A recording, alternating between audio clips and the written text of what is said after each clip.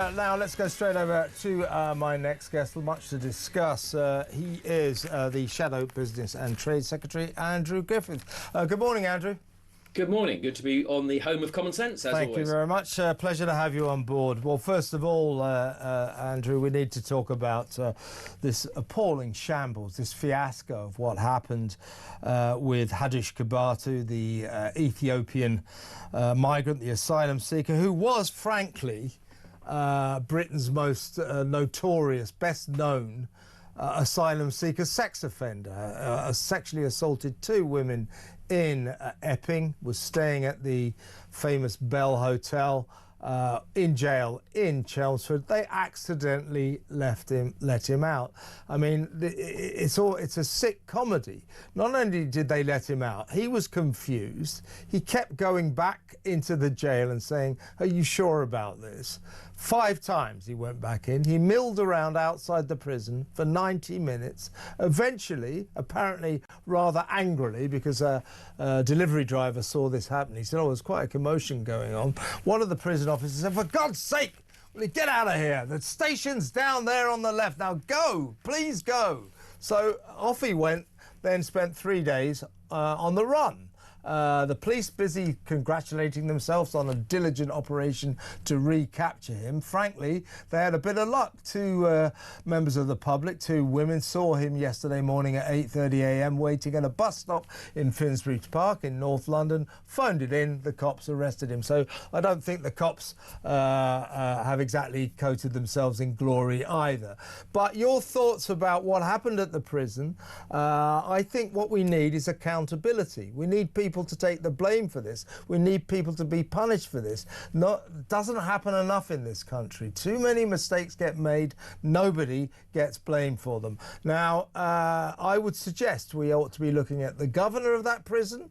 We ought to be looking at the prison minister, James Timpson, and ultimately the Justice Secretary, David Lammy. David Lammy today, again, patting himself on the back. "Oh, I've been down to see the police. I want to thank them for a fabulous operation." Well, I think he's got to take a lot of blame. So does the prison governor, so does the prison minister. Your thoughts, Andrew?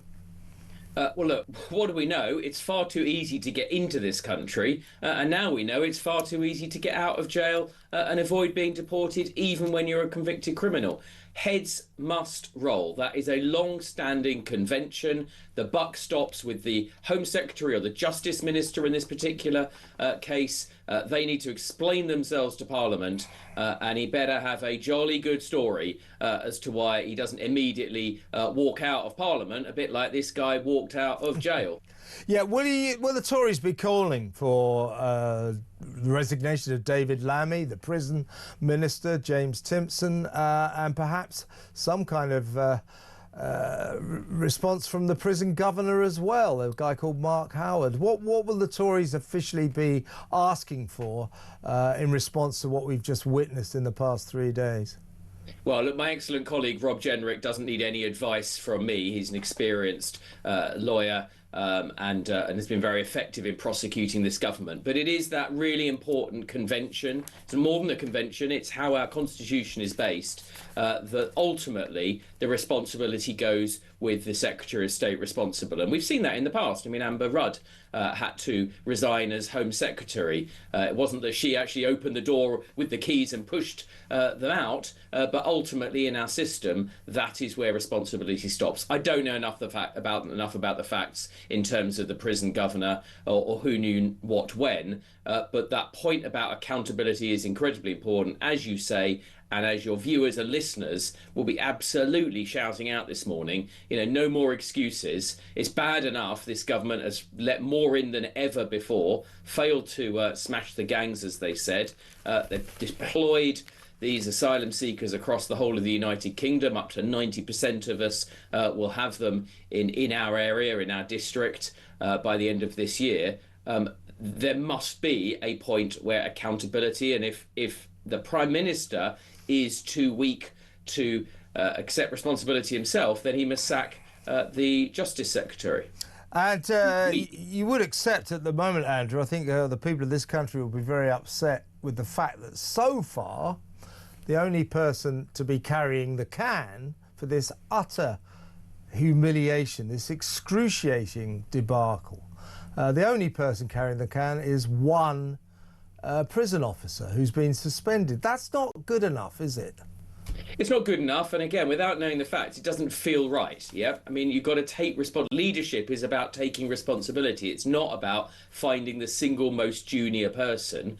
In fact, you know, you got to have these people's back. They're doing a tough job on the front line. As I say, we're going to violently agree. At the end of the day, the buck stops with the Justice Secretary. He needs to come to Parliament. He needs to account for himself, his actions, and he needs to, unlike the rest of them, you know, develop a backbone and take some responsibility. Now, Hadush Kebatu, we're now told, the government in panic says, oh, we'll deport him this week, apparently as early as tomorrow. Now, I'm all for that, but what happens to him when he gets to Ethiopia? Because I don't like the idea that this guy sexually assaulted 2 British women in Epping. Sexually assaulted. He's doing a year's jail sentence. If we send him back to Ethiopia, what happens to him then? Does he just walk free? Because I don't think that's satisfactory. Well, I think it could be worse than that. I mean, we saw with the government's ridiculous 1 in, 1 out, 1 back in again. I mean, it seems to me there's nothing to stop him simply coming back to the United Kingdom by whichever means he originally got here in the first place. So you're right to raise the issue about, you know, has justice for this particular offence been done? But there is a much wider issue about the porousness of our borders, the fact the government's very first decision was to scrap the Rwanda deterrent, which would have been effective. Other countries are adopting it. Other countries have adopted similar schemes that have been effective elsewhere in the world. The very first thing the government did on taking office was this act of unilateral disarmament, lowering the deterrent. Well, you and I will talk about the 1 in, 1 out scheme perhaps another time, but that is an utter farce. David Lammy, our friend Lammy again, hailing this system as working a treat because one of the 42 migrants that we've sent back to France under the 1 in, 1 out, I believe they've sent us about 16. Meanwhile, 11,000 have crossed the channel illegally since the 1 in, 1 out scheme started at the beginning of August. But because this guy that we sent back to France immediately headed back to Calais, got on an illegal boat, came back, and then got caught, David Lammy said this proves that the 1 in, 1 out scheme is working a treat. I don't think it does, actually. But just before you go, Andrew, you alluded to this earlier. There's a damning report out today by the Home Affairs Select Committee, which slams the Home Office staff for wasting billions of pounds on asylum seeker hotel contracts, basically having rings run round them by private companies who are conning them into giving them more money than they have to. And also, I think almost the worst allegation in this report is that the Home Office, when it decides on an asylum seeker hotel, for example, shall we say the Bell Hotel in Epping, that they have been making no impact assessment on the effect that that might have on the local community. So they just choose a hotel, bang, waste a load of money on it, and it's up and running. This is a real disgrace. This report is really revealing how the Home Office, yet again, is just not fit for purpose.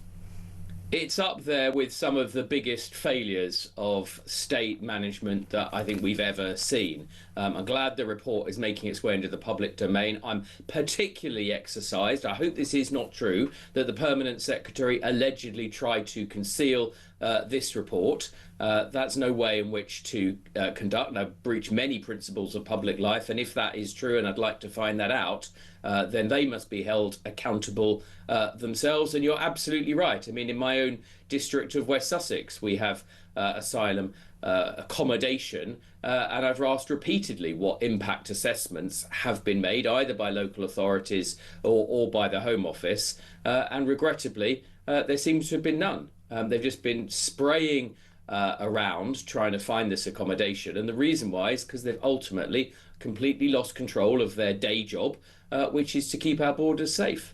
Yeah, they certainly have done that. Andrew, really good to talk to you. Thank you so much for your time. Andrew Griffith, Shadow Business and Trade Secretary.